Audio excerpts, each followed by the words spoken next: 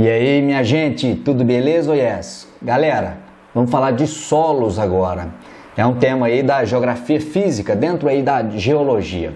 Para começarmos o tema, eu trouxe aqui uma simples definição de solo. Você precisa saber o que é solo. Então vamos lá. Solo nada mais é do que a camada superficial da crosta terrestre. Se imaginarmos a crosta terrestre como sendo a camada mais superficial da Terra, a camada mais superficial da crosta terrestre é chamada de solo. Como que se forma o solo? Para haver formação do solo, é necessário obrigatoriamente a existência de uma rocha mãe, uma rocha matriz. Essa rocha, quando exposta na superfície terrestre, sofre a ação de quem? Do intemperismo, a ação da água da chuva, a ação do vento, dos seres vivos. À medida que essa rocha vai sofrendo esse desgaste, esse intemperismo, tem início a formação do solo. Olha a figura 2, que já mostra o início do desenvolvimento de um solo.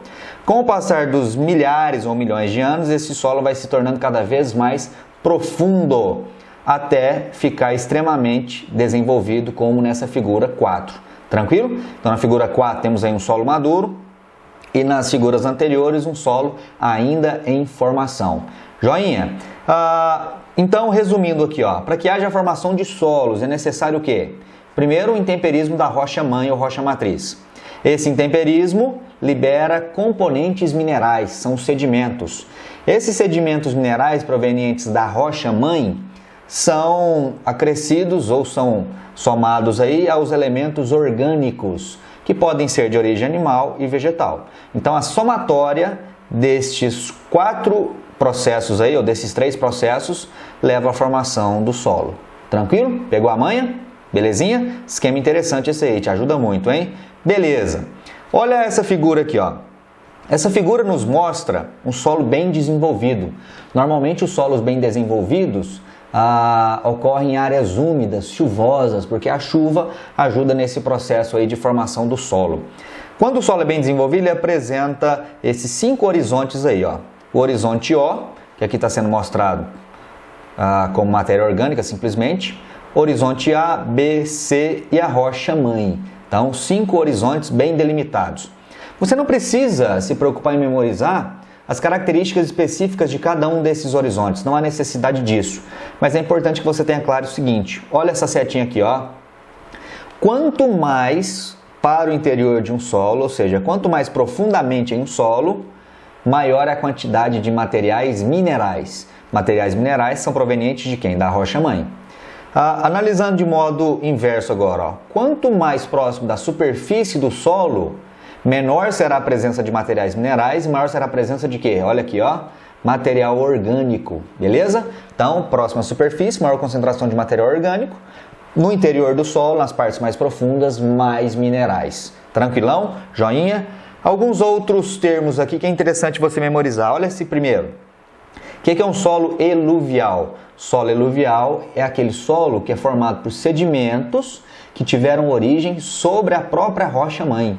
Tá vendo isso aí? Então, quando existe um solo e os sedimentos que formam esse solo tiveram origem na própria rocha matriz, esse solo é chamado de eluvial.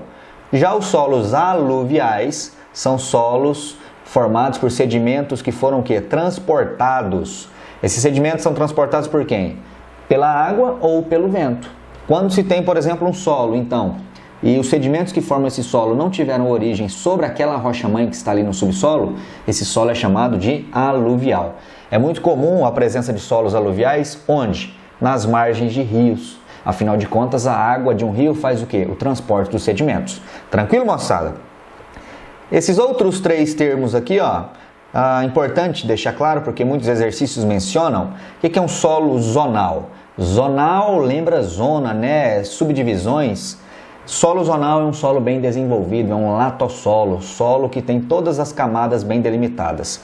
Se o zonal é bem desenvolvido, com as camadas bem delimitadas, o azonal é o quê? Prefixo A, negação no português, não é? É um solo pouco desenvolvido, um solo sem camadas, é um solo jovem, solo raso, litossolo, portanto. Lembra dessa expressão, viu? Solo bem desenvolvido, lato, solo pouco desenvolvido, lito. E o solo intrazonal? O intrazonal é um solo ainda em formação, ainda em desenvolvimento. Joinha, joinha? Aqui eu listei os principais solos do mundo, os solos mais férteis do mundo. O primeiro dele, Chernozem, que é um solo classificado como o mais fértil do planeta, encontrado em partes da América do Norte, Canadá, por exemplo, Europa, Ásia. Ele é muito comum na Ucrânia, ali no leste europeu, já pertinho da Ásia. A parte significativa desse Chernozem está contaminado por conta do acidente na usina de Chernobyl em 1986. Além do Chernozem, lembrar do solo de Loess, é um solo aluvial. Nesse caso aqui, os sedimentos foram transportados pelo vento, muito comum na China. Ele é conhecido também como solo amarelo. Os sedimentos trazidos do deserto de Gobi, ao norte da China, formam esse solo amarelado. Solo massapê, encontrado no litoral do Nordeste brasileiro, onde se cultiva muito cana-de-açúcar. E o solo terra roxa, que é também um solo encontrado no Brasil, sobretudo no estado do Paraná, um solo formado pela decomposição do basalto, que é uma rocha magmática extrusiva. Nós já aprendemos sobre isso lá atrás. Tranquilo, moçada? Belezinha? Por hora é isso que eu queria falar com vocês. Na aula seguinte, trabalharemos degradação do solo e técnicas de preservação do solo. Tranquilo? Muito obrigado pela sua atenção, bons estudos e até a próxima aula. Valeu!